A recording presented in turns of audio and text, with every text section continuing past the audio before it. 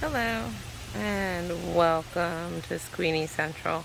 I am getting my fall garden started and I just kind of pre-prepped this bed. It had it was supposed to be cauliflower and my bok choy in it way in the beginning of the spring.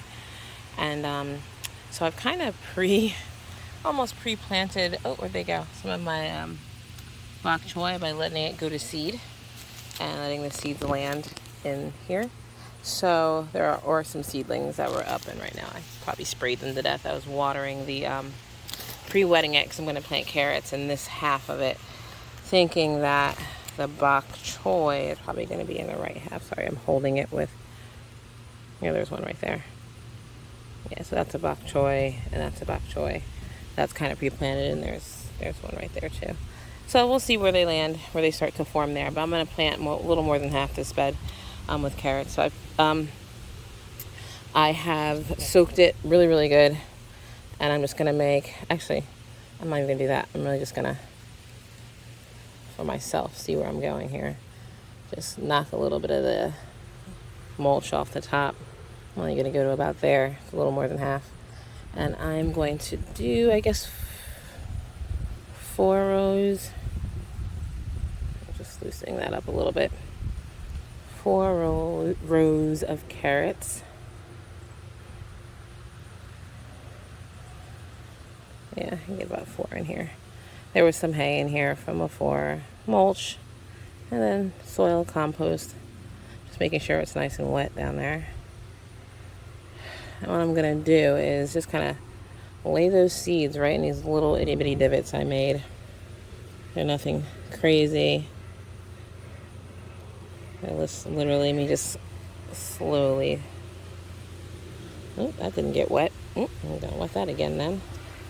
I missed a section. Alright, I'm going to wet this real quick. Like I said, I am just soaking it. So what I'm going to do is I'm going to lay the carrot seeds down in here. And I'm going to cover them with a piece of cardboard. So they don't move, so they don't wash away. So hopefully they don't disappear. Last time I planted them in my other bed over there, I used the tissue paper method where you made your own seed tape, which worked pretty well. But I had extras and I can't find them, and I just do not have the time to make more seed tape. So I'm not even going to attempt that. So I'm going to attempt this method. And if it doesn't work in the next week, I don't have sprouts or something like that. I think it's like 7 to 10 days for sprouting. Then I guess I'll have to find that seed tape or make some more real quick. But it's not a real quick job. That's why I said that. All right, so hopefully now, there's enough water in all of here to help these sprout and germinate. The cardboard will help them not move. The cardboard will also help them keep the moisture that's in here now. All right. So I'm going to have to really put the camera down. But what I am planting are some little finger carrots. I'm using real markers this time because last time the markers washed away and I honestly had no idea what I was harvesting. Some Bambino carrots and some tender sweet carrots. And then this 4th row will be a mix of all 3 of them. All right, so for the most part, they're all covered up down to where I about stopped. I mean, these seeds are so tiny. There's like 15 in there, I'm sure, and you can't see them. So you see the bug. It's bigger than the daggone seed. So that's why we cover them up. I don't cover them with dirt. Like, that's a seed right there. They're so itty bitty. So this will help keep them in place. And if it rains, they hopefully won't wash away. It's not a full solid board, but it'll do. Maybe I should flip it around because this is longer on this side. Yeah, it's fine. No, I'm going to switch it because I'm just that person. They don't need, look, a moth was under the rock.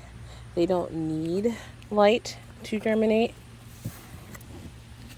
So that's part of why the board thing works well with the carrots. And then it just helps protect them from rain and wind and all that jazz. It should be good.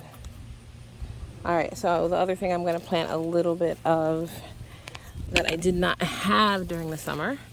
I had a bunch of it all winter and spring and into the very beginning of the summer was my kale. So I'm going to plant this little section of the bed here where the string beans and pinto beans are with some mixed kale that I have. It's a Premier mixed kale blend. So I think there's like 8 different types of kale in here.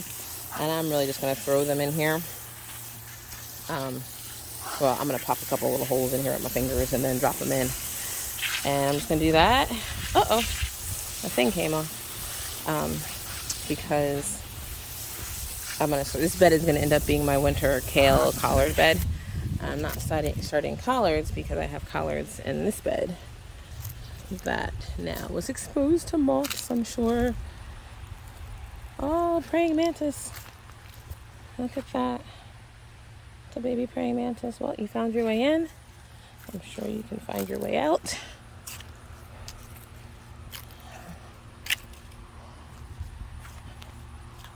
Again, soaking it thoroughly. So these are also tiny seeds, but they are heavier than the carrot seeds are. So they won't go so far away like the carrots do. So, since I'm an all hands on deck kind of girl, I'm just gonna kind of, that's Goku making his noises.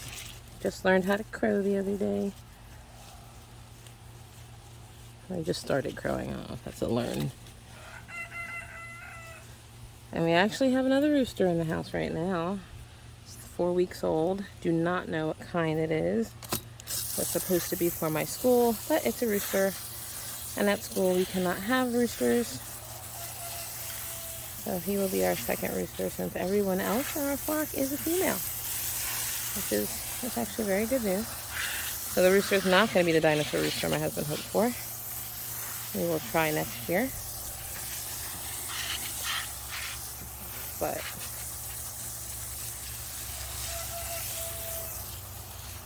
we will have another rooster.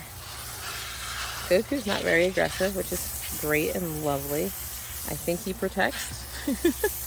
We're not always sure what he's doing. God, it's so dry. I'm going to plant some in these little straight up crazy wild kale planting that I'm about to do here.